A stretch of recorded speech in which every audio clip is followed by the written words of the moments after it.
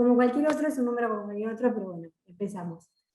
Bueno, buenas tardes. Bueno, ya me presentaba como Liliana el otro día.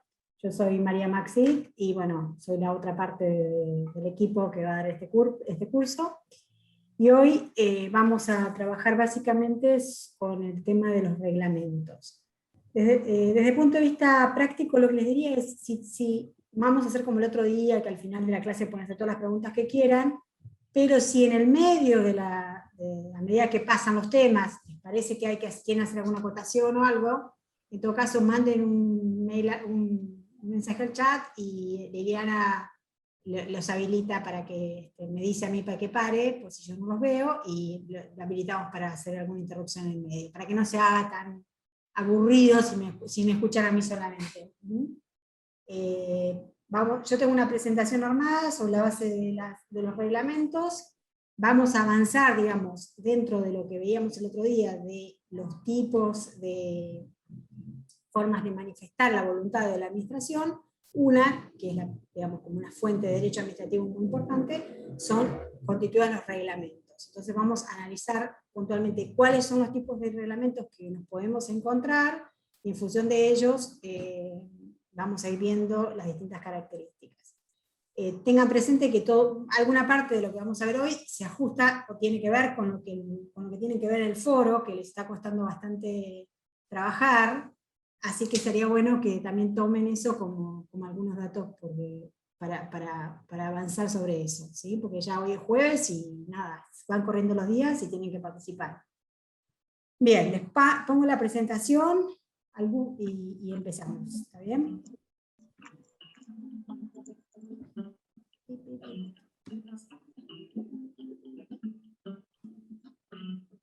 Bueno, básicamente vamos a empezar a definir dentro de los medios e instrumentos por los cuales el Poder Ejecutivo puede expresar sus decisiones. Tenemos varios tipos. El más común de todos es el acto administrativo, que es el que empezamos a ver un poco el martes digo, y que vamos a profundizar la semana que viene. ¿Por qué? Porque es el tipo de medio más común, con el que nos encontramos todo el tiempo, y el que tenemos que manejar con mayor profundidad, porque es el que va a generar un montón de situaciones jurídicas en las cuales vamos a intervenir todo el tiempo, y a su vez genera una interacción con los administrados muchísimo más importante.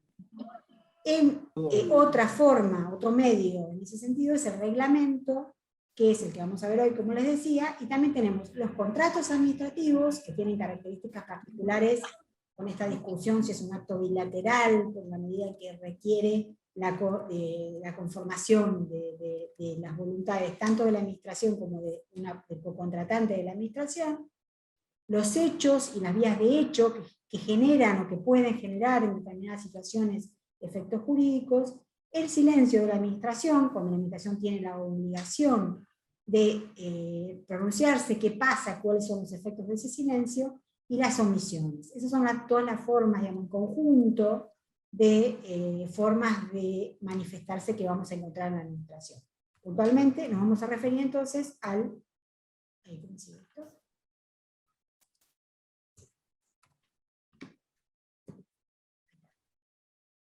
los reglamentos. Los reglamentos básicamente son actos de carácter general, o sea que son de alguna manera normas en sentido amplio, ya que de esos actos de carácter general, abstracto y obligatorio que dicta el Poder Ejecutivo, se van a generar efectos jurídicos directos sobre distintas situaciones jurídicas, sobre los administrados. ¿Y sobre qué base se va a generar, se va a emitir ese reglamento? Básicamente sobre una base constitucional. O sea, tiene que haber algún tipo de habilitación constitucional para que el Poder Ejecutivo, que como dijimos el otro día, básicamente cumple funciones de carácter administrativo, tome o tenga la posibilidad de dictar estas normas que tienen un carácter mayor, digamos, mayor, básicamente porque son de alcance general y no particular.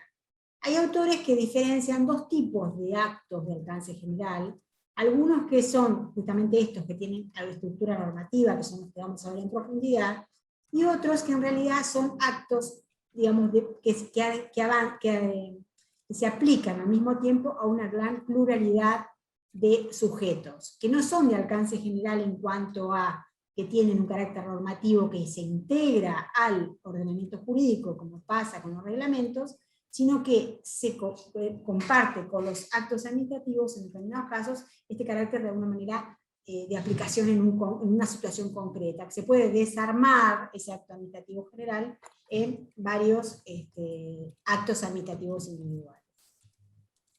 En el caso concreto de los reglamentos, y pasé lo que quería decirles antes, la habilitación, en la medida en que se van a incorporar a la pirámide jurídica y van a formar parte de esa pirámide jurídica, va a surgir básicamente de la Constitución y en algunos casos, como vamos a ver después, de la propia ley. La habilitación última, o sea, la competencia para dictarlos, en principio surge de la Constitución, aunque hay alguna discusión respecto de los reglamentos autónomos, y en algunos casos concretos se va a determinar por parte de la ley, va a formar parte, o va a darle contenido al reglamento que estemos hablando.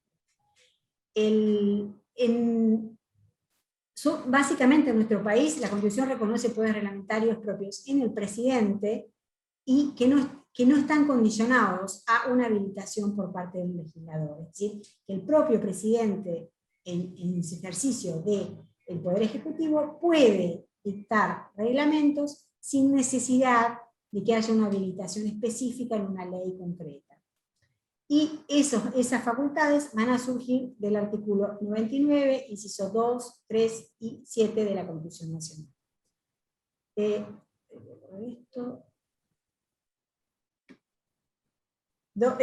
Y el artículo 76 también de la Constitución Nacional. Sin perjuicio de ello, el Congreso puede avanzar sobre ese poder regulatorio, secundario o reglamentario, y inhibir al presidente en ejercicio de su poder. O sea, puede el propio poder legislativo ir más allá de la ley concreta y reglamentarla, o definir incluso por ley determinadas situaciones jurídicas que eventualmente podrían estar alcanzadas por un decreto, por ejemplo, autónomo.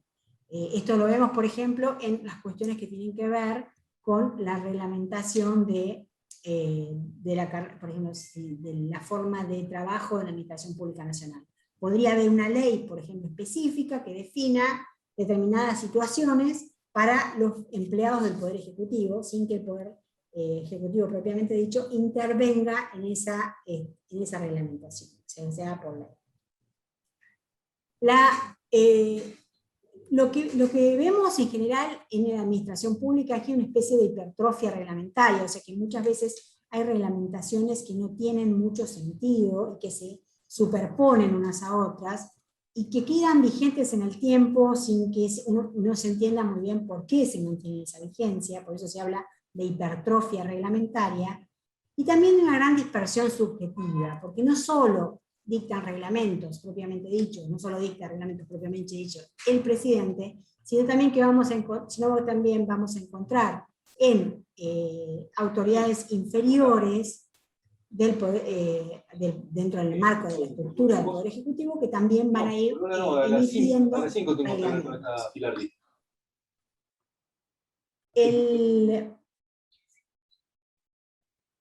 Sí. Los tipos de decreto propiamente que vamos a analizar como reglamentos son los autónomos, los reglamentarios, los delegados y de necesidad y urgencia. Esos son los 4 tipos específicos en los cuales vamos a centrarnos en esta charla de hoy. El decreto autónomo es la norma de alcance general que dicta el Poder Ejecutivo sobre cuestiones que son de su exclusiva competencia y que tienen que ver con la ordenación y regulación de la administración pública en general o de su propio marco de actuación, y que por ende se excluye la intervención del legislador. Tengamos en cuenta que este tipo de reglamentos autónomos también pueden ser dictados... Pero es sencillo, perdóname que te interrumpa, pero es sencillo. Vos entrás...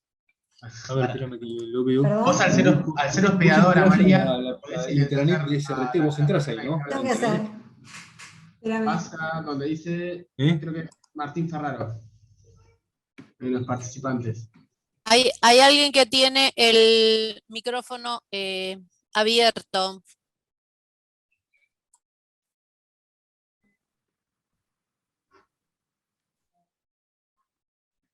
Bueno, parece... Ahí está. ¿Estamos todos bien? Perfecto. Bueno, vuelvo a la pantalla, entonces.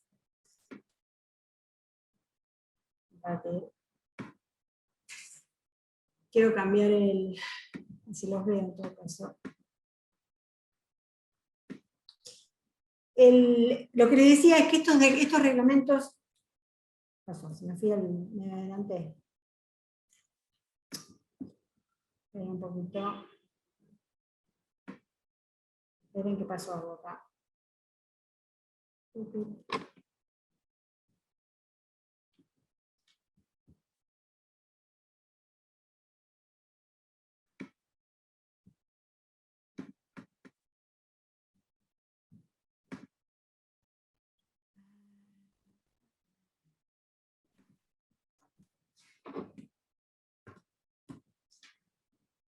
Volvemos a empezar. Estamos.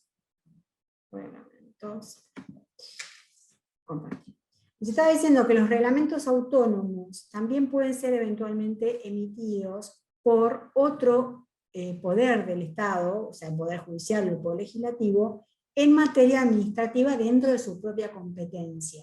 Por ejemplo, si decimos que la Corte Suprema de Justicia, que tiene este poder de ejercicio de poder administrativo respecto de la justicia, cuando emite una disposición, una ordenanza, una acordada, por la cual define determinada forma de prestación del servicio de justicia aplicable a los empleados del Poder Judicial o a los jueces, estará eventualmente, si esa norma tiene ese carácter general y se aplica a todos los supuestos que tenemos, a todos los que están, o a un determinado grupo de los que conforman el Poder Judicial, va a tener este carácter de decreto autónomo, digamos, o reglamento autónomo en la misma idea de estos reglamentos autónomos que vemos en el marco del Poder Ejecutivo. La pregunta que surge de esto es si existe una zona propiamente de reserva de la administración, o sea, si hay alguna parte de la actuación de la administración hacia adentro en estas materias de organización, en las cuales no puede intervenir directamente el Poder Legislativo ni el Judicial, sino que es el propio Ejecutivo el que las tiene que resolver. En esto hay mucha discusión. La mayoría de los autores consideran que no existe una zona de reserva de la administración propiamente dicha, y que esa capacidad de autorregularse que tiene la administración, que se manifiesta a través de estos reglamentos autónomos, se cede en forma inmediata si aparece la actuación del legislador, ¿sí? Algunas materias en las cuales digamos, podemos hablar de zona de reserva tiene que ver con la organización interna, el régimen de empleo público, el procedimiento administrativo o la creación o la forma de actuación de los entes autárquicos. Estas materias, como ustedes ven, en realidad nosotros las tenemos en general, el marco general está regulado por una ley. La organización interna de la administración, desde la ley de ministerios hasta la forma de la estructura, digamos, la forma de estructurar la administración, la vamos a encontrar definida teóricamente les digo porque en general la ley de ministerios siempre se ve modificada por decretos de necesidad de urgencia, como vamos a ver después, que modifican la conformación de la administración pública en términos generales, pero es una materia que tiene carácter legislativo en nuestra estructura. Lo mismo pasa con el régimen de empleo público, que es una ley específica, el procedimiento administrativo, etc. Son en realidad leyes nacionales que cuando bajan cuando la administración de alguna forma las hace suyas, ¿sí? Las reglamenta, no necesariamente se maneja en un reglamento propiamente autónomo distinto de la normativa que tiene, de lo que puede ser cualquier otra ley, de la forma que se actúa respecto de otra ley. Sin embargo, hay determinadas situaciones en la actuación de la administración pública que vamos a ver que sí se manejan con reglamentos autónomos. Es decir, que exista o no una ley, la propia administración va a definir esa forma de manejarlo. La diferencia entre los reglamentos autónomos y los reglamentos internos es que los reglamentos autónomos tienen efecto respecto de terceros. O sea que la actuación en el marco de los reglamentos autónomos va a generar en terceros algún tipo de efecto jurídico, mientras que los reglamentos internos no tienen efectos respecto de terceros. Entendamos que cuando hablamos de terceros en el marco de un reglamento autónomo, estamos refiriéndonos también a los propios empleados, por ejemplo, de la administración pública, que tienen que cumplir ese reglamento autónomo. Si el reglamento interno no tiene, por ejemplo, tienes una forma absolutamente interna de organización que no afecta de ninguna manera ningún derecho, en principio no va a ser un reglamento autónomo, sino que va a tener este carácter solamente organizativo a un nivel absolutamente menor, ¿sí? Y en ese caso no va a tener efectos jurídicos directos. No va, por lo tanto, a ser impugnable, etc.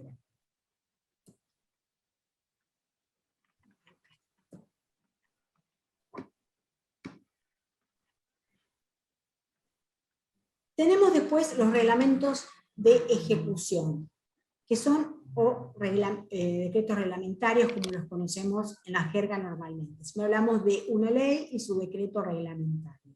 ¿Qué son estos reglamentos de ejecución? Son actos que dicta el Poder Ejecutivo con el propósito de fijar los detalles o pormenores de las leyes sancionadas por el Congreso. ¿De dónde surgen la potestad que tiene el Poder Ejecutivo para emitir estos decretos reglamentarios? Básicamente del artículo 99, inciso 2 de la Constitución Nacional. Ese artículo dice específicamente que el presidente de la Nación expide las instrucciones y reglamentos que sean necesarias para la ejecución de las leyes de la Nación, cuidando la no alteración de su espíritu con excepciones reglamentarias. Estas instrucciones y reglamentos conforman normalmente los detalles de la ley que van a habilitar que esa ley sea operativa muchas veces. O sea, puede suceder que la ley deje determinados detalles en cabeza del Poder Ejecutivo para que éste lo reglamente, para que éste diga la forma en la que se va a aplicar ese decreto reglamentario, en qué forma se va a aplicar esa ley mediante la emisión de un decreto reglamentario.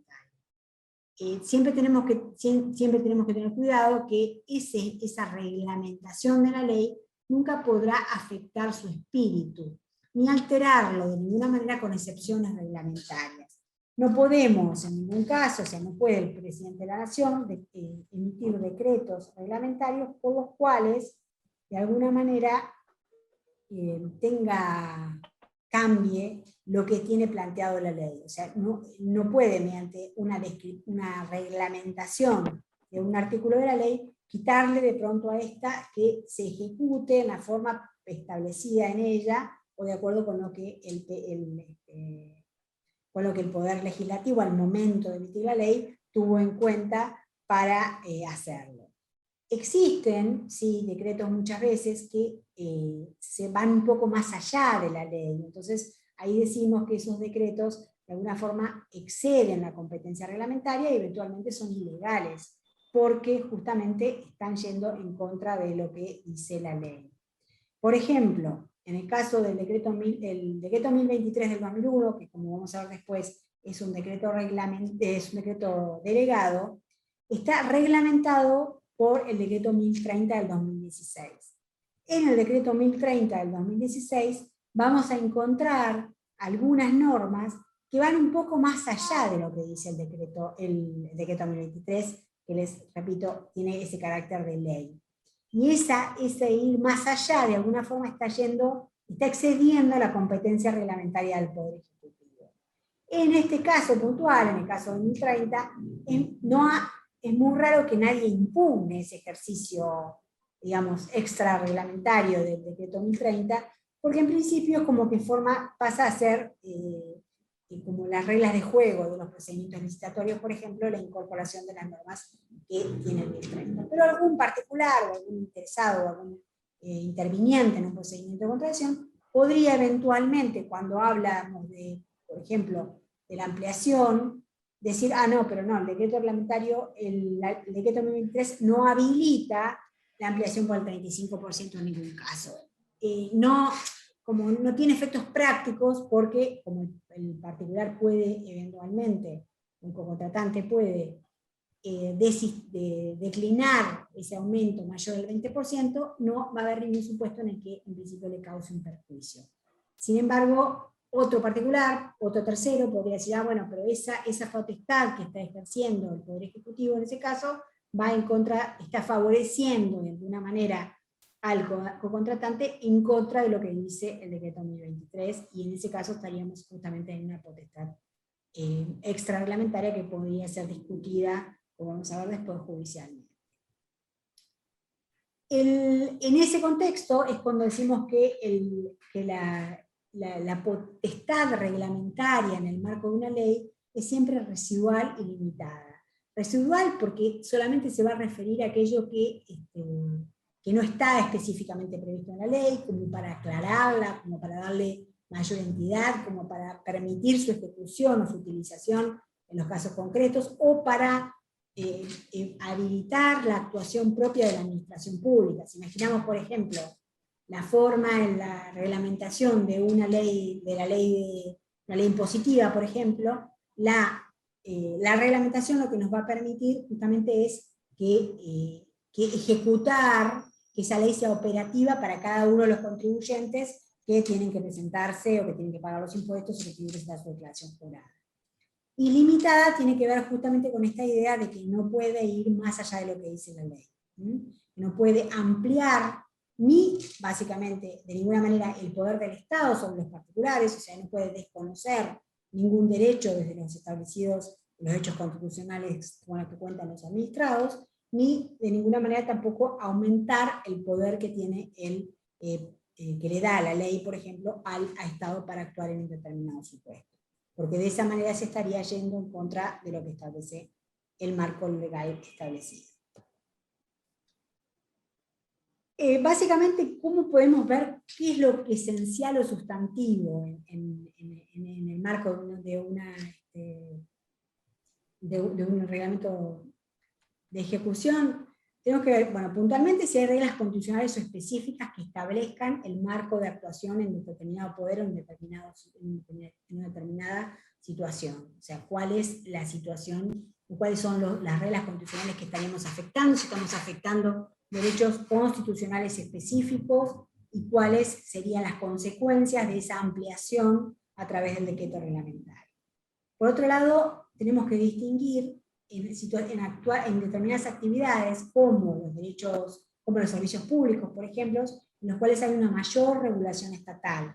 En esos casos, de pronto, la regulación la reglamentación de las leyes va a tener necesariamente o prácticamente una mayor amplitud.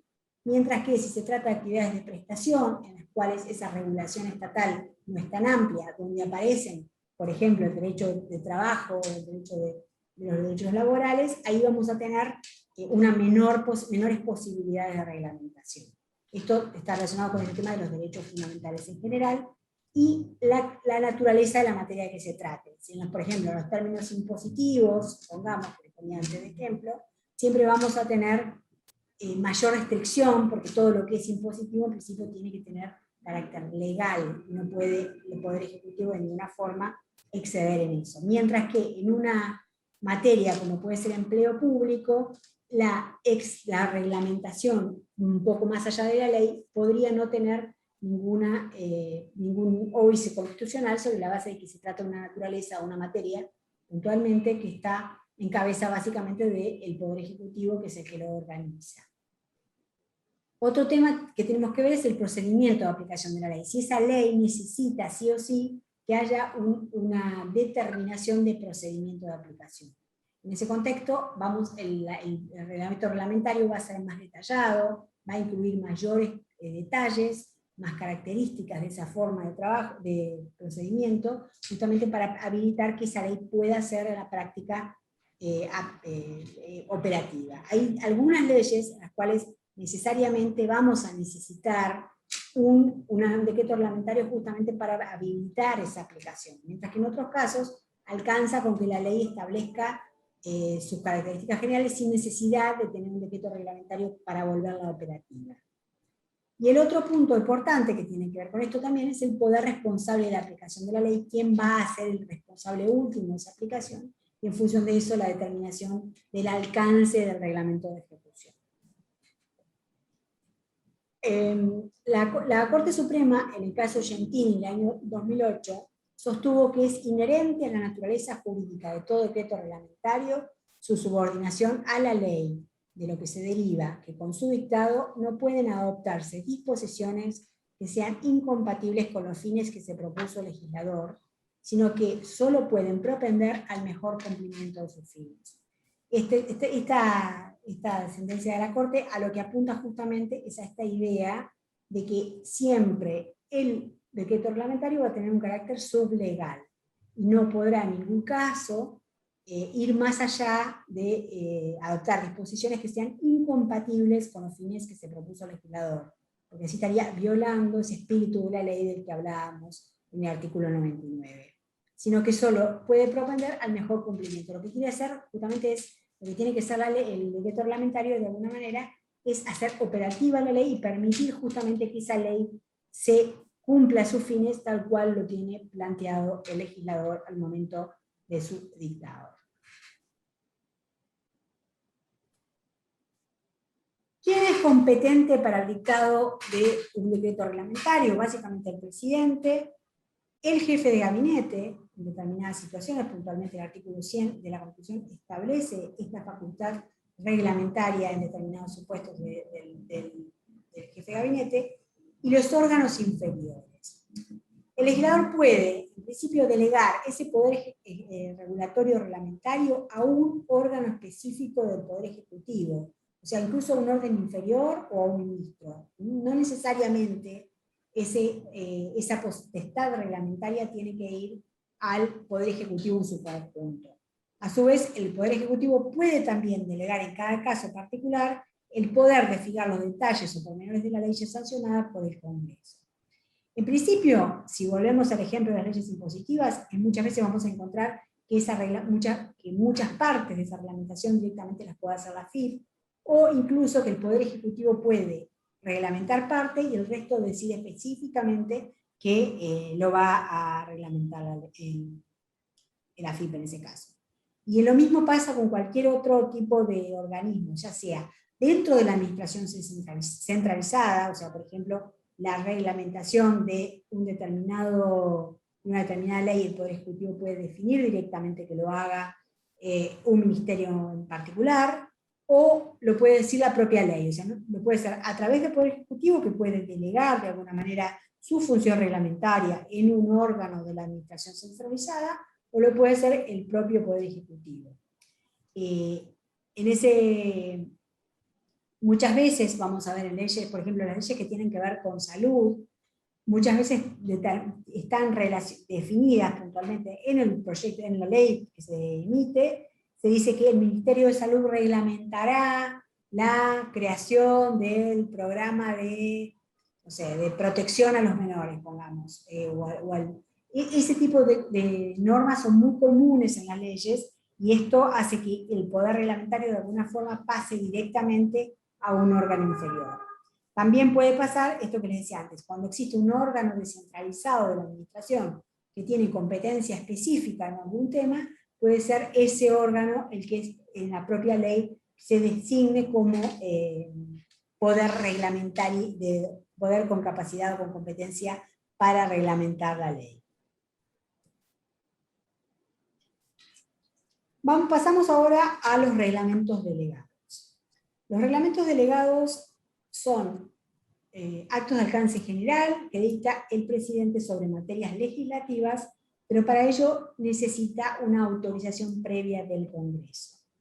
Lo que tenemos que tener presente es que estamos ya con los reglamentos delegados hablando de normas de carácter general que las emite el Poder Ejecutivo, pero que tienen ese carácter de ley, o sea que serían, en términos normales, si no existiera esta posibilidad de delegación, serían directamente dictados por el Poder Legislativo, porque regulan cuestiones sustanciales, y esa regulación de las cuestiones sustanciales que van a emitir estos reglamentos delegados van a ser hechas de acuerdo con las bases que fija el propio legislador y en sustitución de las competencias legislativas.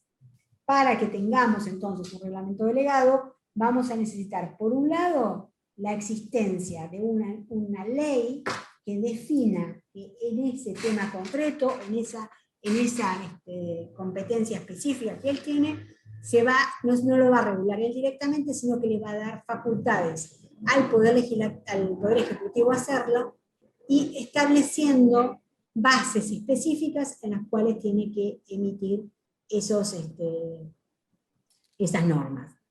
Con anterioridad a la Constitución la reforma de la Constitución de 1994, no había en la Constitución una norma específica que se refiriera a los reglamentos delegados, sin perjuicio de que los mismos formaban parte de la estructura normativa argentina y había una gran cantidad de reglamentos delegados vigentes. Tal es así que entre las cláusulas transitorias de la reforma de la Constitución del 94, hay cláusulas específicas referidas al plazo de duración, o el plazo, o la necesidad de ratificación, mejor dicho, de estos reglamentos delegados por parte del Congreso, que se fue corriendo con el tiempo y que finalmente, si no recuerdo mal, terminó como en el 2006 o 2007, pero que fueron incorporando, de un plazo a cumplir por parte del Congreso, para que se ocupara de esos reglamentos delegados y fuera analizando si correspondía o no mantener su vigencia. Una de las cosas que se advertía era como esta gran cantidad de normas de carácter legislativo que habían sido emitidas por el Poder Ejecutivo en función de delegaciones más o menos bien hechas por parte del Congreso, y que ya nadie sabía muy bien ni cuántas eran ni dónde estaban. Y eso generaba mucha confusión desde el punto de vista normativo, o sea, la existencia de normas. En el marco de la Constitución del 5360 hay algunos fallos muy importantes que van a de alguna manera limitar esta facultad delegativa por parte del Congreso. Así, por ejemplo, lo que dice la Corte es que el Congreso no puede delegar ninguna de las atribuciones las atribuciones o poderes que le han sido expresa o implícitamente conferidos, y no existe propiamente delegación, sino cuando una autoridad investida de un poder determinado hace pasar el ejercicio de ese poder a otra autoridad o persona descargándola de ella. O sea que en ningún caso podemos hablar de ningún tipo de delegación implícita, sino siempre tiene que haber un pase de ejercicio de ese poder de una autoridad a otra. La ejecución de una política legislativa supone el poder de dictar normas adaptadas a las cambiantes circunstancias, sobre todo en materias sujetas a constantes variaciones. Ahí dice la Corte, se permite una delegación en la medida en que haya una política legislativa específica que defina ese marco de actuación. Y dice también, el Poder Ejecutivo, en ejercicio de sus facultades reglamentarias, son las que la Ex 86 inciso 2, puede establecer condiciones, requisitos, limitaciones o distinciones, siempre que se ajusten al espíritu de la norma reglamentada, o sirvan razonablemente a la finalidad esencial que la ley persigue, aun cuando no hubieran sido previstas por el legislador en modo expreso. También ha dicho la Corte que la facultad reglamentaria del Poder Ejecutivo comprende las atribuciones de interpretar, completar y asegurar los fines de la ley. Finalmente, no es lícito al Poder Ejecutivo sustituir al legislador y, por supuesta vía reglamentaria, dictar en rigor la ley. También expresó que si bien los reglamentos integran la ley, ellos hacen en la medida en que se respete su espíritu, ya que caso contrario pueden ser invalidados como violatorios del artículo 86, inciso 2 de la Constitución. Como ven, acá en realidad toda esta estructura, lo que había en el marco de 5960, era bastante confusión respecto de dónde surgía esta posibilidad delegativa por parte del Poder Legislativo y del Poder Ejecutivo, y se mezcla bastante con la posibilidad de reglamentar las leyes. Por eso es que habla también de esto de que los reglamentos integran la ley y no deben respetar su espíritu, porque pasan a conformar parte de la estructura jurídica, la pirámide jurídica del Estado. A partir de la Constitución del 94 ya tenemos una regulación específica de los reglamentos delegados. El artículo 76 de la Constitución específicamente va a prohibir la delegación legislativa, salvo en materias determinadas de administración o de emergencia pública, con plazo fijado para su ejercicio dentro de las bases de la delegación que el Congreso establezca. Ahí vemos que tenemos bastantes limitaciones a esta delegación legislativa. Primero, la existencia de materias determinadas, que pueden ser de administración o de emergencia pública. Todo lo que tiene que ver con la organización administrativa, por ejemplo, puede ser delegado en el Poder Ejecutivo, pero digamos, básicamente en ese esquema, en el esquema de la administración. En ese contexto, por ejemplo, se delegó el dictado de la reglamentación de contrataciones sobre la base de que se trataba de una materia propia de la administración. O de emergencia pública. Y ahí esa es la gran puerta en la que en nuestro sistema se han colado la mayoría de las delegaciones. ¿Por qué? Porque ya sabemos que estamos muy acostumbrados a tener leyes de emergencia pública que van a determinar una ampliación de las posibilidades de actuación del Poder Ejecutivo. Después vamos a ver con un poquito más de detenimiento la última ley de emergencia para justamente analizar si están dadas estas situaciones, o si están, digamos, mejor dicho, para analizar si están dadas, no, cuáles son las bases de la delegación que el Congreso establece en esa ley respecto del Poder Ejecutivo. Y el otro elemento requerido por la Constitución del 94 en el artículo 76 es justamente que tenga un plazo para su ejercicio. No hay normas de la posibilidad, no hay una habilitación legislativa en el Poder Ejecutivo de dictar normas de carácter, estas normas, estos decretos delegados, en forma eterna, sino que tiene que estar sujeto a un plazo específico en el cual pueden ejercerse estas facultades, dictarse normas delegadas, básicamente, ¿no? El artículo 100, inciso 12, dice que el jefe de gabinete debe refrendar los decretos que ejercen facultades delegadas por el Congreso, los que estarán sujetos al control de la Comisión Bicameral Permanente. Acá nos damos cuenta, por un lado, que hay todo, digamos, como una idea de la importancia o de la importancia jurídica que tienen el ejercicio de estas leyes delegadas en el marco de la Constitución, ya que por un lado le da como una formalidad especial, que es especial propio jefe de gabinete, que tiene este rol dentro del primus inter pares, de alguna manera, o no, hay muchas teorías al respecto, dentro del gabinete, refrende los decretos que ejercen estas facultades, y estos deben estar sujetos al control de una comisión bicameral permanente. O sea que hay una comisión bicameral permanente que va a tener que analizar si esos decretos se ajustan a las bases de la delegación que el Congreso estableció. De alguna manera es como que esa comisión, como vamos a ver enseguida, lo que hace es dar, digamos, así como controlar claramente el ejercicio de esas facultades y de alguna manera permitirle darles una mayor estatus jurídico en la medida que tiene esta obligación de revisarlos, y en su caso puede incluso oponerse a un determinado decreto delegado que afecte o que no se haya hecho en el marco justamente de las bases de delegación establecidas en la ley de delegación. Y por último, la Constitución, en el artículo 99, inciso 3, establece que una ley especial sancionada con la mayoría absoluta de la totalidad de los miembros de cada Cámara regulará el trámite y los alcances de la intervención del Congreso. Es decir, que va a haber una ley que puntualmente está exigida por la Constitución y que tiene una característica muy especial porque es una ley sancionada con mayoría absoluta de la totalidad de los miembros de cada Cámara, o sea que le da como un carácter constitucional más fuerte que la que tiene una ley normal, y que regulará el trámite y los alcances de la intervención del Congreso. La ley 26.122, justamente, es la que va a regular el trámite y los alcances de la intervención del Congreso respecto de los decretos de necesidad y urgencia, que vamos a ver después, de delegación legislativa y de promulgación parcial de las leyes.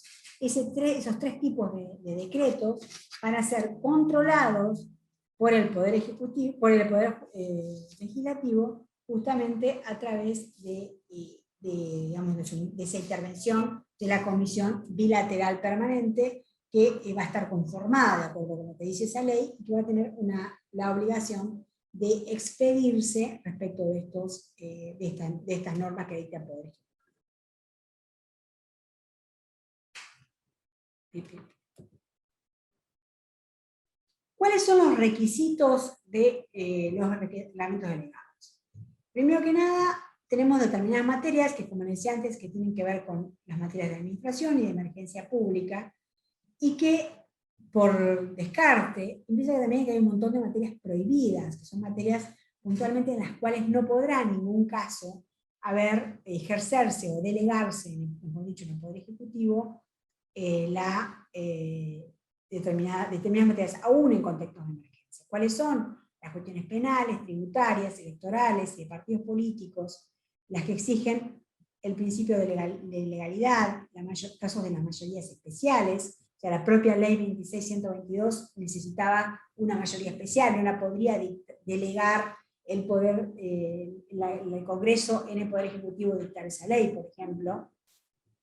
Aquellas en que una de las cámaras debe actuar como cámara de origen, por ejemplo el presupuesto, que tiene que ingresar por la Cámara de Diputados, las de todas las de control del Congreso sobre el Poder Ejecutivo, las materias administrativas del Congreso, los actos complejos que exigen la intervención de los dos poderes. En todos estos casos no podremos delegar, no podrá el Congreso delegar en el Poder Ejecutivo el dictado de normas de este tipo. Siempre en el contexto de situaciones de emergencia, que tendremos después este tema de la posibilidad de control de la situación de emergencia por parte del Poder Judicial, que después lo vamos a analizar un poquito, y que tienen que estar definidas, o sea, tiene que haber de alguna forma una descripción de la situación que genera esa situación de emergencia y por la cual resulta operativa esta delegación.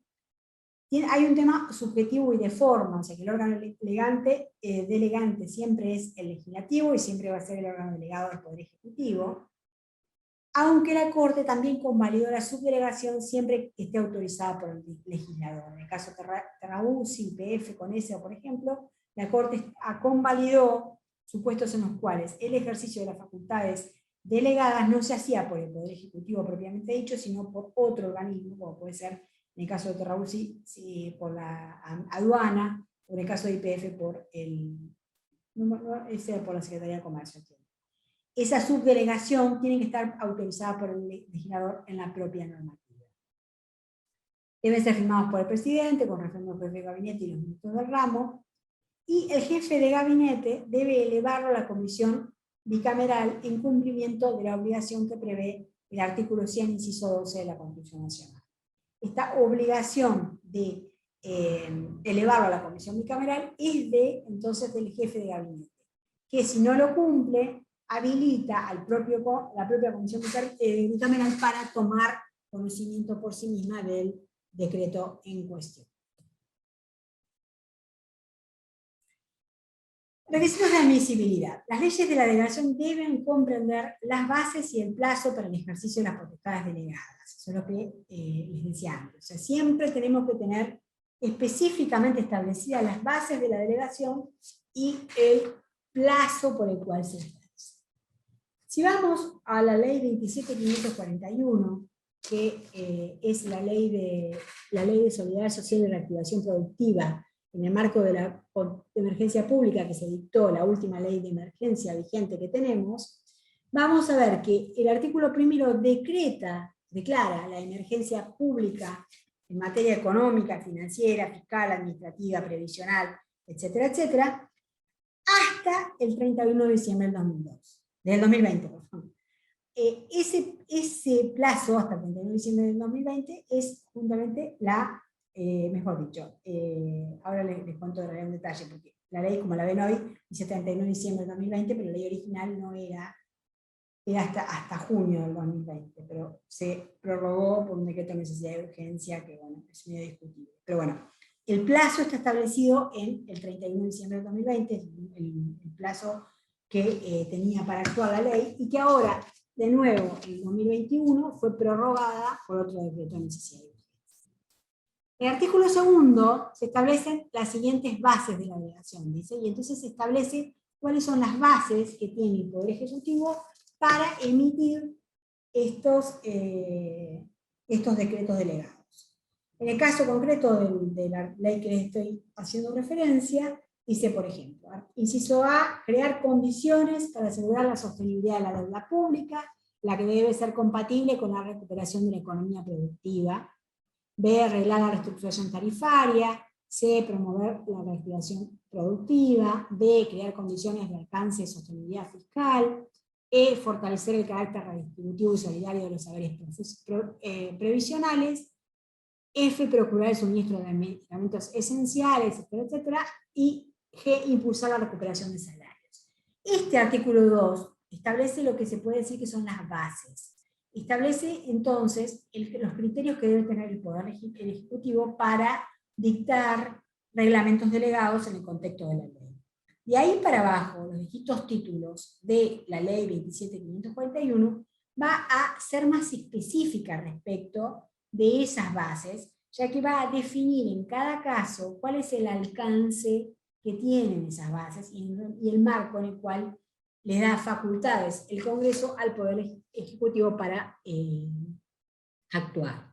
Es decir, que los distintos títulos de esa ley lo que vamos a encontrar son, de alguna manera, la pormenorización o el detalle del esquema de esas bases. Podría haber una declaración general de emergencia pública en todos esos ámbitos, sin determinar, con eso que les leí, o sea, con el artículo 2, donde se establecen las bases generales, sin hacerlo más estricto, pero el legislador en este caso optó por ir desgranando cada uno de los aspectos en los cuales estaba dando facultades al Poder Ejecutivo y definiendo más claramente a qué se estaba refiriendo en cada caso. Si, por ejemplo, respecto al sistema energético, va a referirse puntualmente a las tarifas de electricidad y gas natural en el marco de las leyes 24.065 y 24.076, estableciendo un plazo máximo para dictar, digamos, por ejemplo, para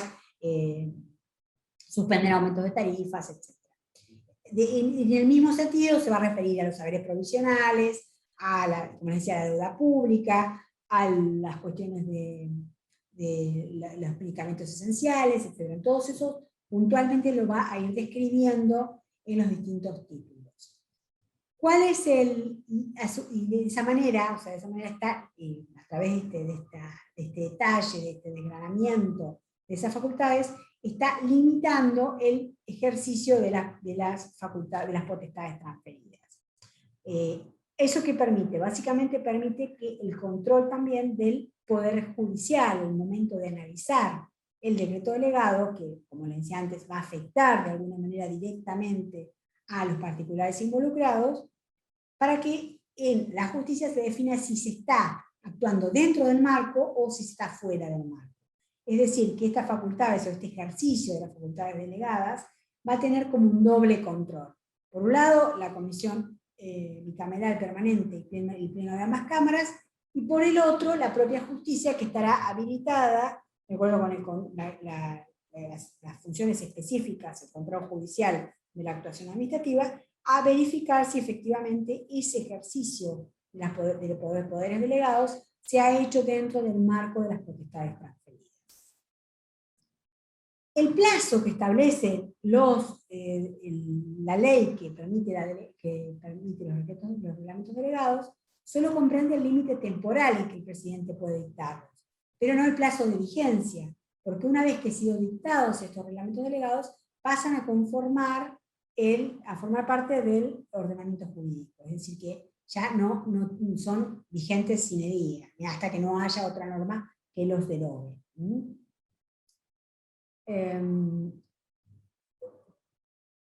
La ley 26.122 establece determinados elementos que son importantes tener en cuenta. Primero que nada, que el decreto delegado tiene plena vigencia desde su publicación, o sea que se aplica el artículo 5 del Código Civil y Comercial, y que dice que las leyes rigen desde el 8º día de su publicación oficial o desde el día que ellas determinen. Las bases de la delegación no pueden ser reglamentadas por el Poder Ejecutivo, o sea, porque las bases de la delegación justamente no es que el Ejecutivo va a interpretar el alcance de las bases de delegación, sino que va a tener que actuar dentro de los límites de esas bases de delegación. El Ejecutivo debe elevar el decreto a la Comisión Permanente en el plazo de 10 días desde su dictado. La Comisión debe expedirse y elevar el dictamen sobre la validez o invalidez del decreto.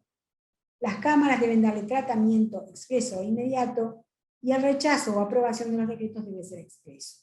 No hay una ley de rechazo o aprobación, es una comunicación de cada una de las cámaras que aprueba lo actuado por el Poder Ejecutivo.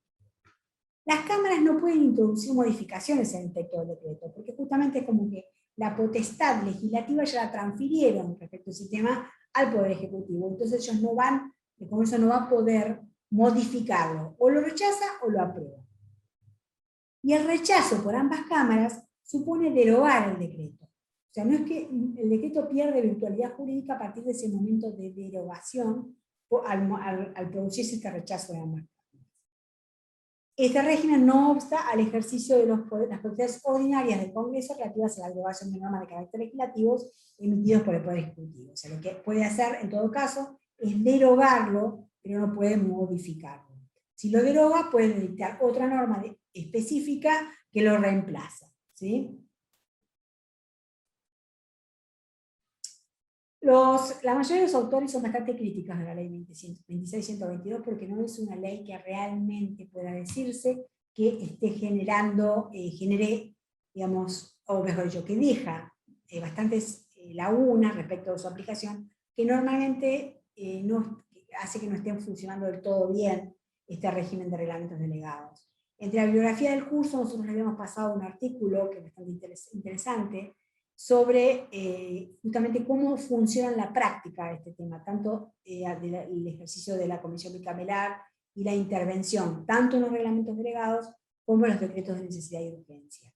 Si vemos los números, vamos a ver que no hay, o sea, que muchas veces hay muchos decretos delegados que quedan como en el limbo, porque no han sido ni siquiera aprobados ni rechazados por parte de la comisión bicameral o directamente de las cámaras en pleno. El legislador solo regula básicamente el procedimiento de los delegados y no otros aspectos sustanciales. No incorpora el contenido de los conceptos de administración de emergencia pública, que sería muy interesante tenerlo, porque eso nos generaría un marco más claro de conocimiento respecto de cuál es la competencia del Poder Ejecutivo para hacerlo, el marco y alcance de las bases y los plazos, las nulidades de los decretos, qué supuestos hay, cuáles son sus consecuencias, ni tampoco el criterio a seguir respecto a las subdelegaciones, que como les decía antes, había sido convalidado por la Corte. No prevé un plazo en el que el Congreso debe expedirse, y de alguna manera reguló el instituto del silencio legislativo en términos de convalidación del decreto, porque si no hay un rechazo expreso, aunque no haya una aprobación, se puede considerar que se va a tener finalmente por aprobado. Y por otro lado tenemos que hay en la ley un reconocimiento de los derechos adquiridos que se da por el efecto no retroactivo de su invalidez. Esto hace que en algunos casos puedan generarse situaciones de exceso reglamentario, o sea, que estén más allá del decreto delegado que actúa el Poder Ejecutivo, que pueda afectar derechos de los particulares, y que no se va a afectar, y que la propia invalidez no va a generar una modificación de esa situación porque no tiene efecto retroactivo. Y la continuidad del decreto en caso de desacuerdo entre ambas cámaras, porque si no se ponen de acuerdo las dos cámaras, el decreto se mantiene virtualmente, mantiene su virtualidad jurídica.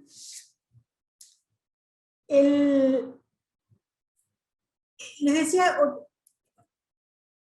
respecto a lo anterior, lo que quería también decir es que ese tema de que no está definida muchos elementos que por ahí sería interesante, lo vamos a ver después con el decreto de necesidad de urgencia, pero por ejemplo, el plazo de vigencia de la ley que les refería antes, la 27.541, fue modificada 2 veces por decretos de necesidad y urgencia.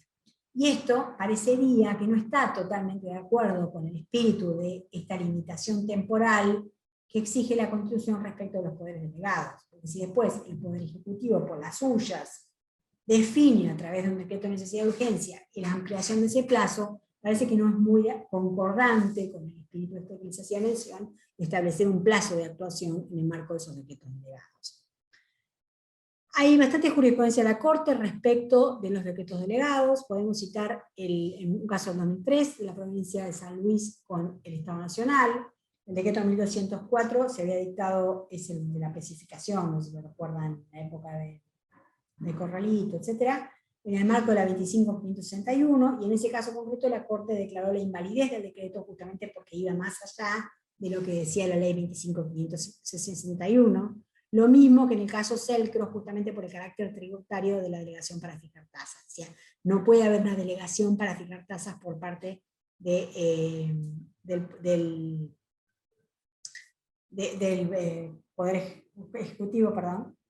Pero sí, por ejemplo, en la aviación mexicana, lo que hace la Corte es distinguir entre tasas y precios. Es decir, que si bien las tasas, que tienen ese carácter tributario al que les refería, no se pueden delegar en el Poder Ejecutivo, sí podrían, por ejemplo, definir precios por medio de decretos delegados. En ese caso concreto se llaman, por ejemplo, los precios de uso de determinados servicios de la aeronavegación, podrían ser regulados a través de un decreto delegado, no así una tasa aeroportuaria propiamente dicha. En el caso del Colegio Público de Abogados, el decreto impugnado se dijo que no estaba directamente relacionado con la delegación. Ahí viene otro supuesto en el cual lo que hace el Poder Judicial es controlar las bases de la delegación. Y en el caso Camaronera, que lo tienen en la bibliografía para leer, ahí dice que solamente puede delegarse el aspecto cuantitativo, es decir, que la delegación legislativa en materia tributaria no es procedente salvo excepciones. Es decir, en aquellos casos en los cuales el quantum está definido a través de criterios y pautas fijadas por la ley.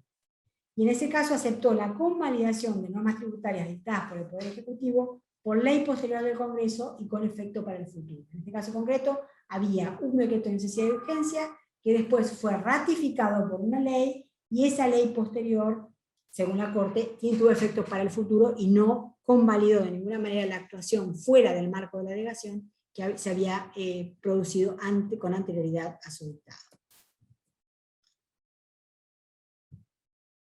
Vamos a parar 5 minutos acá para que tomemos agua y descansemos un minuto y seguimos en 5 minutos, ¿les parece? Los decretos de necesidad y urgencia son normas de alcance general que dicta el Poder Ejecutivo sobre materias legislativas, o sea, son regulaciones que se dictan sin autorización previa del Congreso. El caso puntual entonces de decreto de necesidad y urgencia es que estamos en una situación determinada en la cual el Poder Ejecutivo toma facultades que son propias del Poder Legislativo, del Congreso, y emite estos decretos. No estaban previstos en la Constitución de 5360, sino que fueron incorporados por la reforma del 94. Durante la Convención Constituyente del 94 hubo mucha discusión sobre si convenía o no incorporar los decretos de necesidad y urgencia, justamente porque hasta ahí se venían usando, a pesar de que no estaba previsto en la Constitución, y el temor era que justamente cualquier tipo de regulación lo que hiciera fuera generar más oportunidades para dictarlas que inhibirlo al Poder Ejecutivo de hacer. Pero bueno, se optó por incorporarlo a través del 99, inciso 3 de la Constitución, que específicamente dice que el Poder Ejecutivo no podrá en ningún caso, bajo pena de nulidad absoluta e insanable, emitir disposiciones de carácter legislativo. Ahí tenemos la prohibición como regla general, y después viene la excepción. Solamente cuando circunstancias excepcionales que hicieran imposible seguir los trámites ordinarios previstos por esta Constitución para la sanción de las leyes, y no se trate de normas que regulen materia penal, tributaria, electoral o el régimen de los partidos políticos, podrán dictarse decretos por razones de necesidad y urgencia, los que serán decididos en acuerdo general de ministros, que deberán refrendarlos conjuntamente con el jefe de gabinete de ministros. Entonces, el 99, inciso 3 parte de la prohibición absoluta y después nos dice cuál es el supuesto en el cual está habilitada el decreto de necesidad y urgencia. que implica, como les decía antes, el ejercicio de una potestad legislativa por parte del Poder Ejecutivo. Básicamente habla de circunstancias excepcionales que hicieran imposible seguir los trámites ordinarios previstos por esta Constitución. O sea que tenemos que tener una situación excepcional que no alcanza con que sea excepcional, sino que también debe exigir que se tome una medida en forma inmediata, sin que se pueda esperar a que el Congreso actúe normalmente.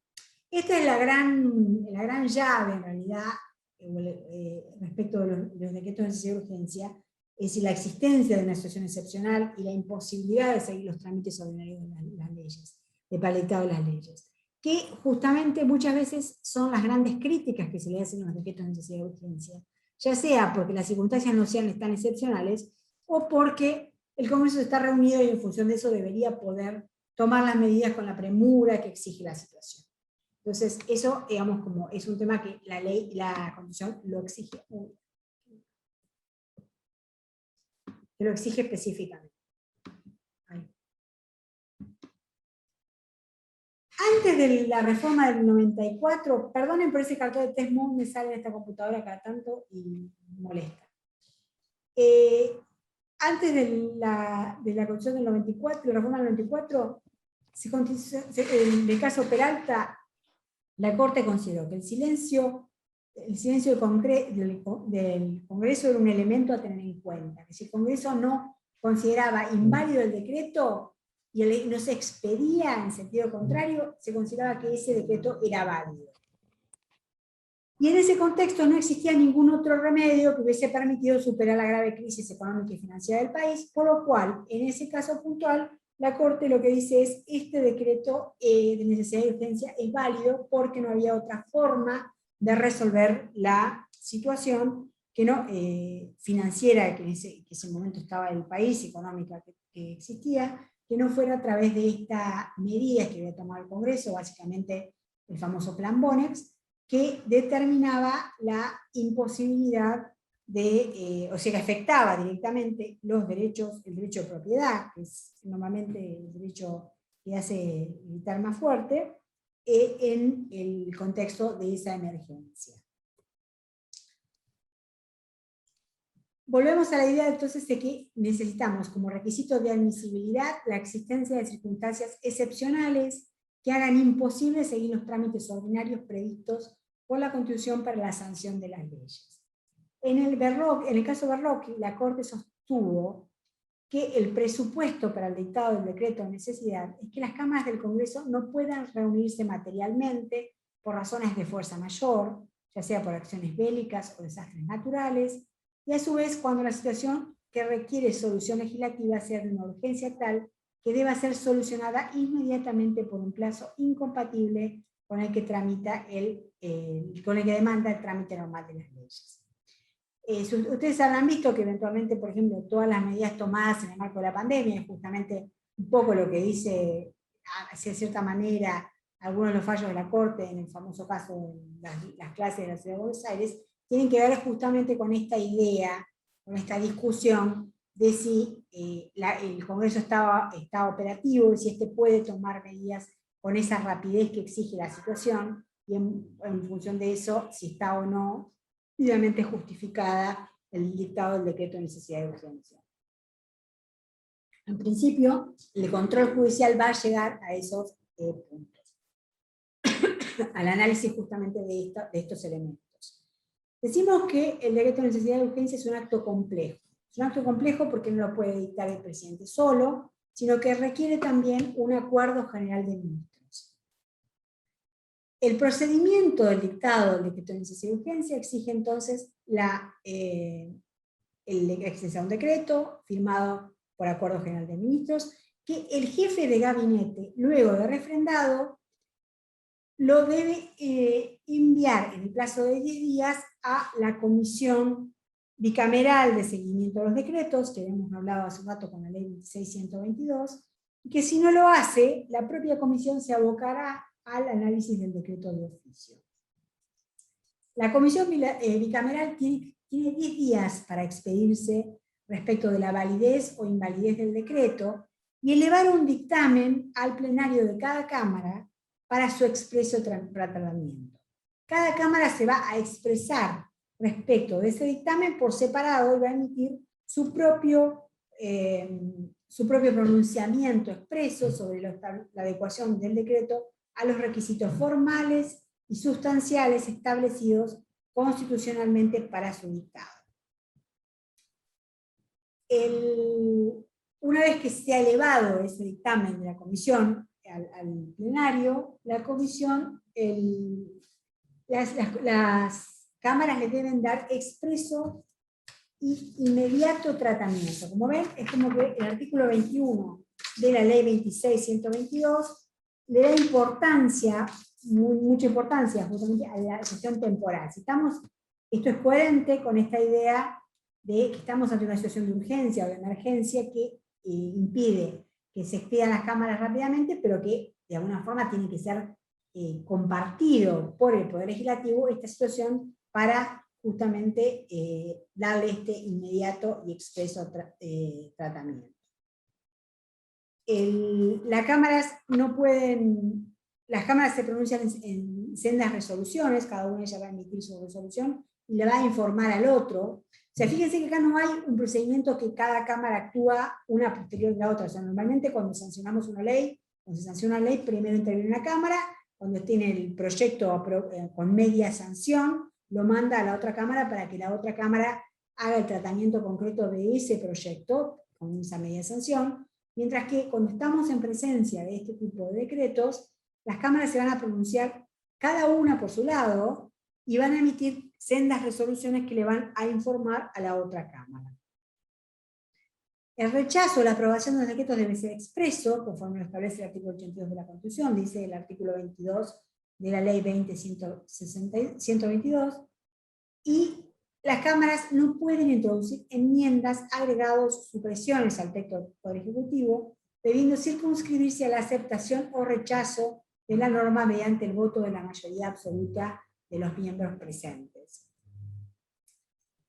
Esto es importante, ¿por qué? Porque si por algún motivo, pasó con un decreto que es de urgencia, el decreto 217 del año 2018, si no recuerdo mal, que era un decreto ómnibus que tenía un montón de normas de distinto tipo, que incluía distinto tipo de modificaciones a distintas normas de distinto carácter, o sea, de distintas regulaciones que quedaban con el tiempo, desde el sistema métrico decimal hasta normas del SENASA, por ejemplo, se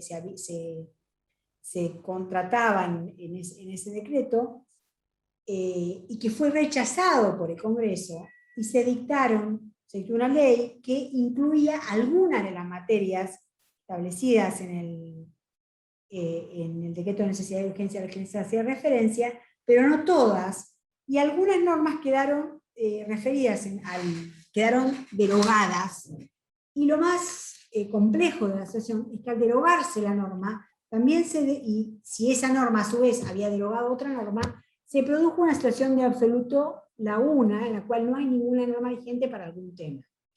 Les hago, por ejemplo, les doy un ejemplo que justamente lo advertí el otro día. Ese decreto había modificado el concepto, la forma del procedimiento de contratación por subasta pública.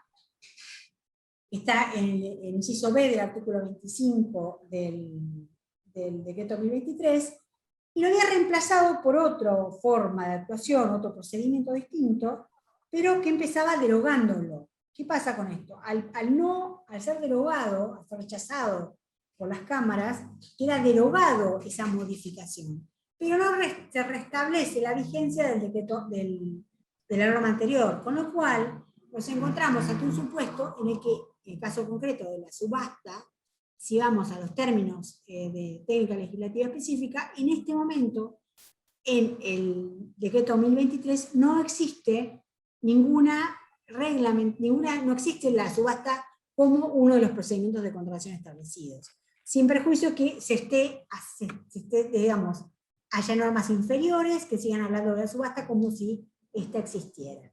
Entonces, quiero decir, esto es importante tenerlo en cuenta porque justamente lo que hace el Congreso es aceptar o rechazar el decreto de necesidad y urgencia, pero no le puede hacer cambios. Si hace cambios, rechaza el decreto y hace una ley nueva con otras características, o aún repitiendo lo mismo, modificando lo que decía el decreto original, pero no lo puede enmendar en este procedimiento específico de aprobación o rechazo.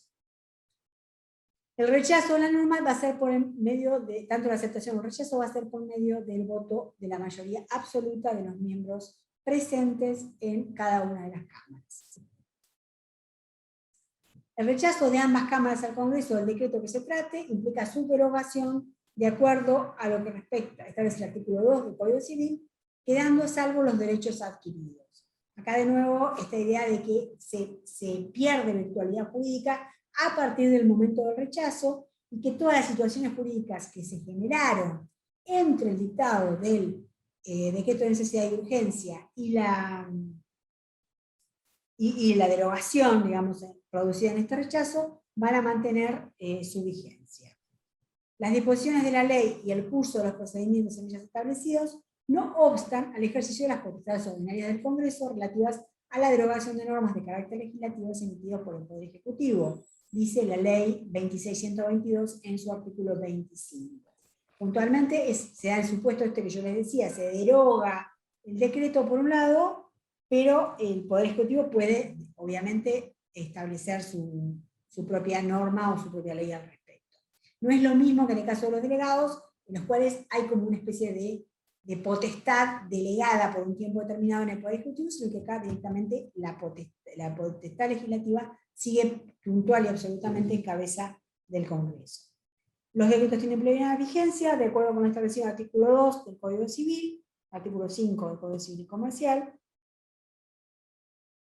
Esas son las características generales de los de necesidad y urgencia en el marco de la ley 26.122. ¿Cuáles son las críticas que se le hacen a la ley? Están más o menos en la misma idea de lo que hablamos hace un ratito respecto de los decretos delegados. Básicamente es como que la regulación es muy básica, no va es más bien procedimental, no incorpora los aspectos puntuales respecto de lo material, o sea, no define, por ejemplo, cuáles son el alcance de la situación excepcional a que se refiere el artículo 99, ni tampoco el desarrollo de las materias excluidas, si existe alguna otra posibilidad de que lo dicte algún órgano que no sea el presidente o solo el presidente que lo pueda hacer, las nulidades de los decretos de necesidad y urgencia, el plazo en que el Congreso debe expedirse, y esta situación puntual que el Instituto del Silencio Legislativo tiene consecuencias de convalidación temporal del decreto. En la medida en que no haya un tratamiento del decreto de necesidad de urgencia y un rechazo específico, como les decía antes, o sea, si queda en este limbo que nadie lo trata, nos vamos a encontrar con que ese decreto de necesidad de urgencia va a mantener su vigencia mientras se produzca justamente ese tratamiento expreso por parte de cada una de las cámaras. El legislador no previó el plazo en el Congreso de despedirse, y eso ya fue objetivo. El reconocimiento de los derechos adquiridos, o sea, lo mismo, el efecto no retroactivo de su invalidez, lo mismo que habíamos dicho respecto de los decretos delegados, y la continuidad del decreto en caso que no haya acuerdo entre ambas cámaras. Puede suceder que un decreto tenga una resolución favorable de una cámara y rechazo de la otra, y en ese caso va a haber un desacuerdo y va a quedar en principio en continuidad el decreto. ¿Qué controla el Congreso respecto del decreto? Deben, primero que nada, observar la existencia de las circunstancias excepcionales. O sea, lo primero que debería verificar el Congreso es si efectivamente se da esa situación excepcional, y si esa situación hace imposible seguir el trámite ordinario para la formación y sanción de las leyes. Los decretos de necesidad de urgencia, en principio, en sus considerandos, deberían justificar debidamente esa existencia de circunstancias excepcionales, deberían explicar por qué se deben tomar en forma urgente esas medidas, y justamente explicitar ese carácter necesario y urgente de las medidas legislativas. En principio, sería un buen decreto de necesidad de urgencia, debería explicitar justamente por qué esa medida se tiene que tomar, no solo porque es esa la medida que se tiene que tomar, sino porque esa medida tiene que tomarse ya, y cuáles serían las consecuencias de no tomar esa medida en tiempo oportuno. También debe analizar la proporción entre las medidas y el fin que se persigue. Tengamos presente que en principio las medidas que se toman van a afectar a derechos de los particulares, muchas veces a derechos fundamentales de los particulares, que están protegidos constitucionalmente, y toda afectación a los derechos fundamentales tiene que ser proporcional justamente con el fin que se persigue. Si esto sucede para las leyes, imagínense con más razón todavía para los decretos de necesidad de urgencia. Tiene que haber una relación de proporcionalidad, como les decía, por ejemplo, si estoy afectando uno de los derechos establecidos en el artículo 14 de la Constitución, o el derecho de propiedad, el artículo 17, o cualquiera de los derechos humanos con carácter constitucional, de los convenios que tienen carácter constitucional en relación a la protección de derechos humanos, voy a tener que específicamente definir cuál es esa necesidad, y que esa necesidad está, digamos, como es proporcionada a la finalidad que se está buscando. Por otro lado, tiene que seguirse todos los otros requisitos constitucionales establecidos, y finalmente el Congreso analizará el mérito del decreto. O sea, es como que tiene que decir si vale la pena, si había valido la pena o no dictar ese decreto en el momento que se dictó. Puede pasar, y de hecho si ustedes ven en la historia de los decretos de necesidad de urgencia, van a ver que hay muchos decretos que se han dictado en determinados momentos que realmente parece que no pasarían todos estos filtros respecto de su necesidad y su urgencia y la situación excepcional. Muchas veces cuando se trata de situaciones muy puntuales, que afectan una determinada, solamente con un determinado aspecto económico, político, social, no parecería que la necesidad de hacerlo en la forma establecida por excepción por el decreto 91, inciso 3, hubiera sido la mejor medida. Hay otras medidas que, bueno, podrían estar justificadas justamente por esta situación de excepcionalidad, y que por lo tanto ese mérito sale del propio decreto. Pero les digo, cuando analizamos para qué se han usado los decretos de necesidad de urgencia, podemos ver que muchas veces las medidas que se toman a través de decretos de necesidad de urgencia no están necesariamente justificadas, y muchas veces ni siquiera el texto, los considerandos del decreto, hacen mucha referencia a estas cuestiones que yo les estaba planteando.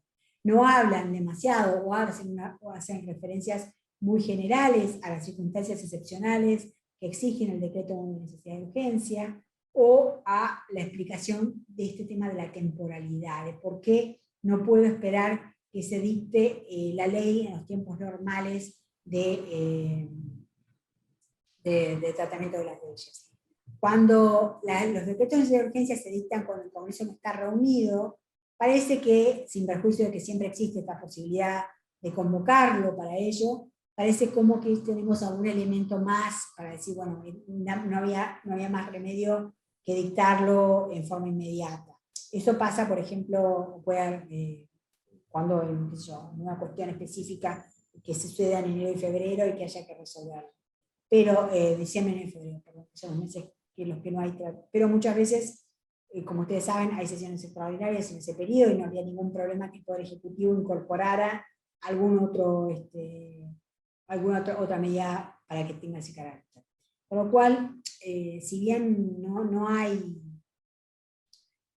muchas veces no se llega a la justicia o a la corte específicamente, bueno, ya estos decretos podemos ver que hay situaciones en las cuales se ha abusado un poco de esta posibilidad de dictar decretos de necesidad de urgencia por parte del Poder Ejecutivo.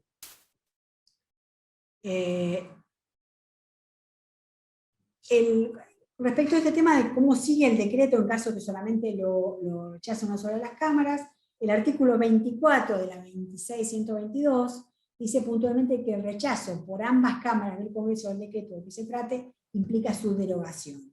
Esto nos deja ese limbo en el cual, que sucede cuando si una sola de las cámaras rechaza Si una sola de las cámaras rechaza el decreto de necesidad de urgencia y la otra lo aprueba, el decreto sigue vigente.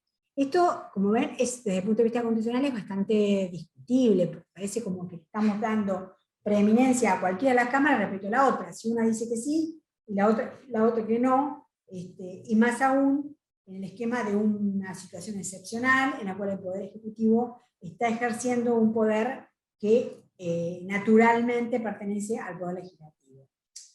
Por eso es que esto es una de las cuestiones que se le critica a la ley 26.122, porque justamente permite mantener vigentes decretos que no fueron aprobados por las dos cámaras en forma expresa.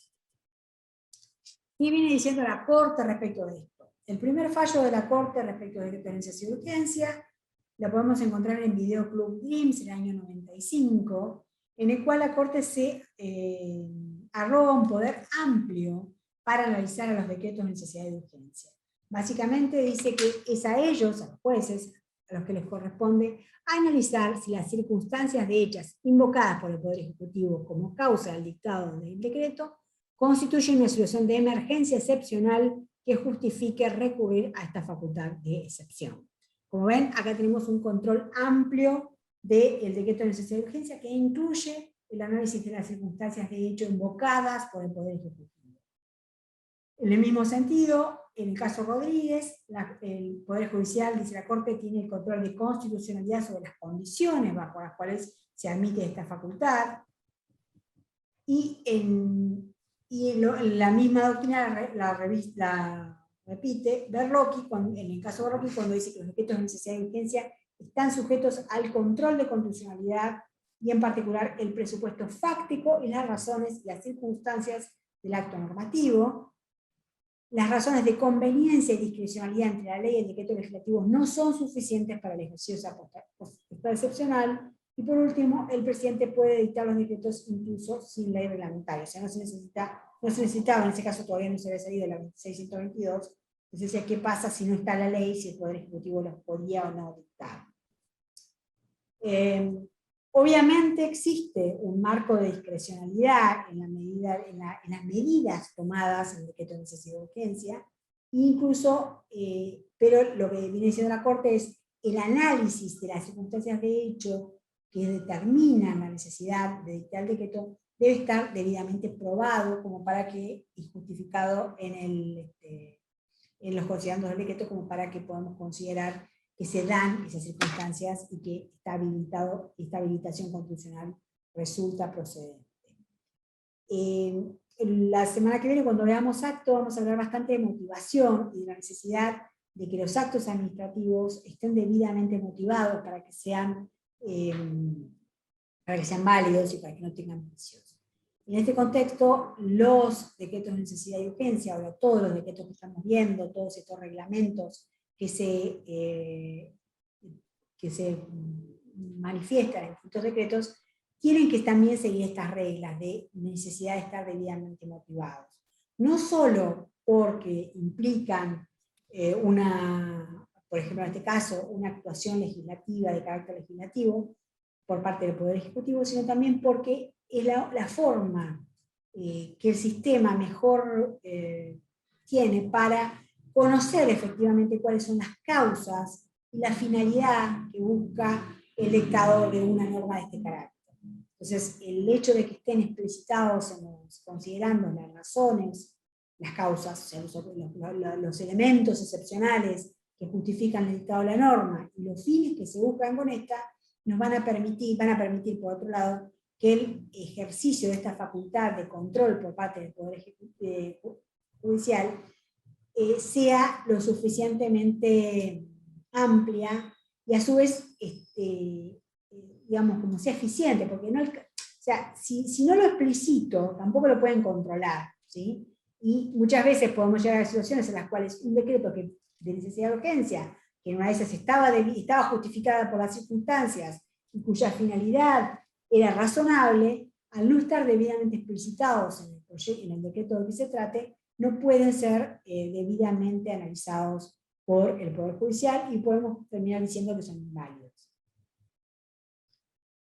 En el caso Guida, la Corte sostuvo que la ratificación del decreto 290, mediante el cual que se fue dictado, que fue ratificado por una ley, tradujo de alguna manera el reconocimiento de la situación de emergencia invocada por el Ejecutivo e importó un concreto pronunciamiento del órgano legislativo a favor de dicha norma.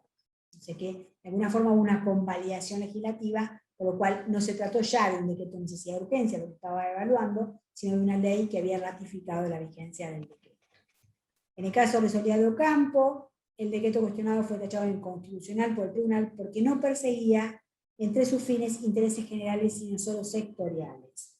Y se sostuvo que en el caso no se configuraban los presupuestos fácticos de habilitación del ejercicio de esas facultades excepcionales. Ahí hace un análisis puntualmente la Corte de las circunstancias excepcionales, la existencia o no de esas circunstancias excepcionales que justifiquen el decreto, el decretado del decreto. Y a Seba Polachi, ahí dijo que hizo la misma evaluación, dijo que era inconstitucional. Bueno, les dejo las conclusiones de la jurisprudencia de la Corte, que es este tema de la excepcionalidad de la facultad, que los jueces pueden controlar la constitucionalidad, que ya lo que decía, y estos hechos o presupuestos de carácter habilitante consisten en la imposibilidad de material de convocar el Congreso, o situaciones urgentes que requieren una solución de carácter inmediato que haga imposible según el trámite ordinario de las leyes. Evidentemente estamos en situación de guerra, el Congreso no se puede reunir, hay una situación excepcional que imposibilita materialmente convocar al Congreso. Si la situación es tan urgente que requiere una solución de carácter inmediato, también estaremos ante esa situación. La conveniencia del presidente de recurrir al dictado de los decretos de necesidad de urgencia de sustitución de trámite legislativo ordinario no es una razón suficiente. No es que pueda decir, no, bueno, no, lo hacemos así porque de esta manera vamos a resolver el problema más rápido o sin hacer una discusión abierta del tema. Esa conveniencia no forma parte de una justificación válida. Los decretos de necesidad de urgencia deben perseguir un interés general relativo a la subsistencia misma de la organización social y no un interés simple o sectorial. Tengo que tener un carácter general para favorecer a un grupo determinado, sino para favorecer a la sociedad en su conjunto. Tienen contenido materialmente legislativo, pero por lo tanto deben ser ratificados por el Congreso. No deben regular de carácter permanente sin solución de continuidad, sino no transitorio. Y en materia tributaria, la Corte afirmó categóricamente que el Poder Ejecutivo no puede dictar decretos de necesidad de urgencia, sea tanto antes como después de la reforma constitucional. Con esto tenemos decreto de necesidad de urgencia. Lamentablemente me tuve que apurar un poco porque me quedan un par de temas más que quiero dejar planteados. ¿Cuál es el régimen jurídico de los reglamentos?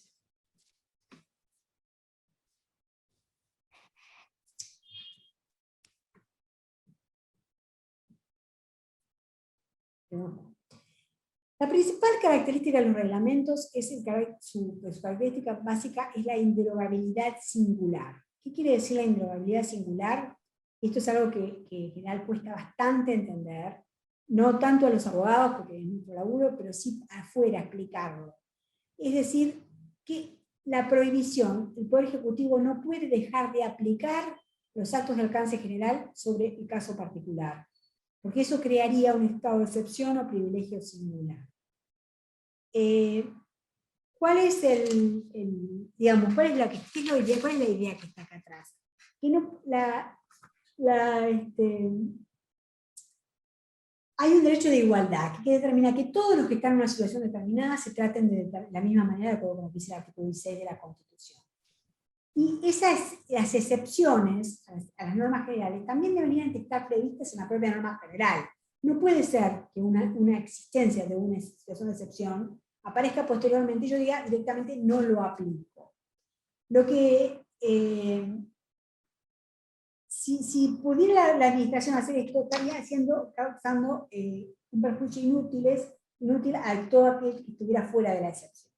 En este sentido, la Suprema Corte de la Provincia de Buenos Aires ha dicho que el tribunal tiene decidido que los órganos administrativos no pueden violar sus propias reglamentaciones, por lo que para poder dictar un acto de alcance particular que se aplique de ellos, que se aparte de ellos, es menester derogar la norma reglamentaria preexistente, modificarla o bien interpretarla en forma tal que permita que junto a la regla general coexista una excepción razonable, creando sobre dichos datos subobjetivos susceptibles de ser utilizada para todos los que se encuentren en la misma situación. O sea, no voy a hacer una derogación singular para un caso, sino que en todo caso todos los que están en esa situación, en función de esa interpretación, podrán definirse que no se encuentran comprendidos con el reglamento. Otro tema que es interesante tener en cuenta es cómo se aplica la ley 19.549 respecto de los reglamentos. Básicamente ustedes saben que la ley 19.549 parece referirse más que nada a los actos administrativos, pero sin embargo se aplica también a los reglamentos en situaciones puntuales establecidas, y algunas están establecidas específicamente en el reglamento y las otras tendremos que analizarlas en cada caso. Así, el artículo 11 de la Ley de Procedimientos Administrativos establece que el acto administrativo de alcance general adquiere eficacia desde su publicación. Para los actos administrativos, la eficacia está prevista dada por la notificación a los interesados, mientras que el acto administrativo de alcance general se publica, y a partir de su publicación va a adquirir eficacia. El título 9 del decreto reglamentario de la Ley de Procedimientos Administrativos regula parcialmente los actos administrativos de alcance general y dispone que producen efectos a partir de su publicación oficial y desde el día que ellos determinen. Si no designan tiempo, producirán efectos después de los 8 días computados desde el día siguiente de su publicación oficial. Por su parte, el artículo 104 dice que los reglamentos o estructuras orgánicas de la administración y las órdenes e instrucciones circulares internos entrarán en vigencia sin necesidad de publicación. ¿Esta por qué? Porque normalmente estos reglamentos no van a tener efectos inmediatos sobre los particulares, con lo cual no es tan importante este tema de la impublicación.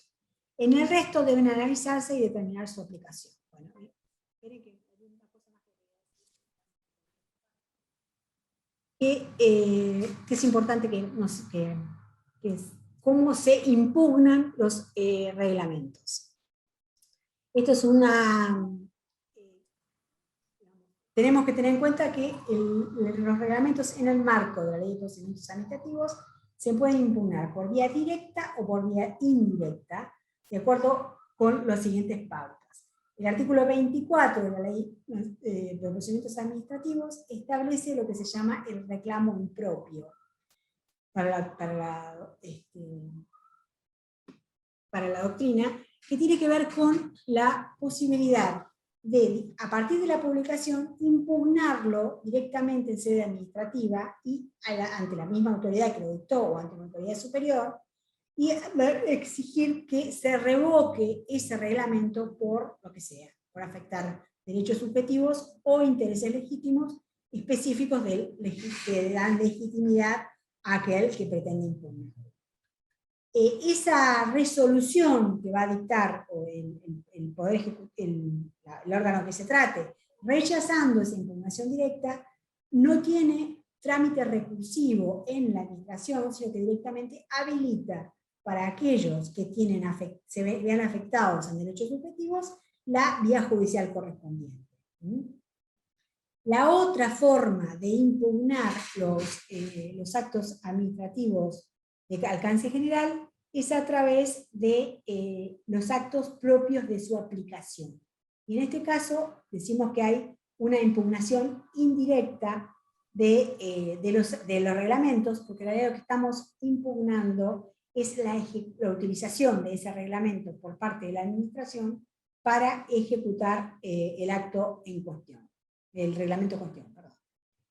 ¿Qué pasa en ese caso? En ese caso, el particular va a impugnar el acto administrativo y ese acto administrativo tendrá que, el régimen de impugnaciones será el propio de los actos administrativos y a partir de culminado que sea, agotada que sea la vía administrativa, se podrá ir a la justicia para que la resolución definitiva de esa la situación planteada.